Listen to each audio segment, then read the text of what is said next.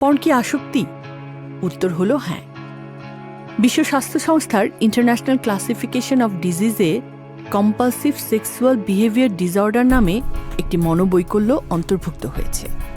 Porn বা pornographic video দেখার তাড়না যাদের মধ্যে প্রবল, তারা ভুগছেন এই মনোবৈকল্যে।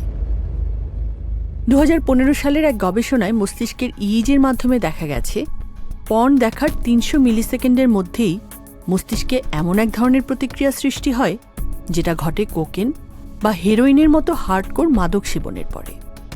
গবেষণা বলছে প্রাপ্তবয়স্কের তুলনায় টিনেজারের মস্তিষ্কে রিওয়ার্ড সিস্টেম 2 থেকে 4 গুণ বেশি প্রতিক্রিয়াশীল। ফলে অপ্রাপ্তবয়স্কদের ক্ষেত্রে পর্ন কয়েক গুণ বেশি আসক্তিকর। উচ্চবিত্ত পরিবারের সন্তান নাজিয়া কিশোরী বয়সী হাতে পায় অত্যাধুনিক স্মার্টফোন। নেট ব্রাউজিং প্রথমটায় লেখাপড়া আর বিনোদনের উদ্দেশ্য হলেও একটা সময় খোঁজ পায় পর্ন ভিডিওর, কালক্রমে হয়ে পড়ে পর্ন এডিক্ট। পরিবার যখন টের পায় ততদিনে অনেক দেরি হয়ে গেছে। শেষমেশ আসক্তি কাটাতে তারা দ্বারস্থ হয় বিএসএমএমইউর ডি এডিকশন সেন্টারের। হাতে হাতে এখন স্মার্টফোন, ফলে পর্ন আসক্তদের কাতারে যুক্ত হচ্ছে শিশু, কিশোর, তরুণরাও।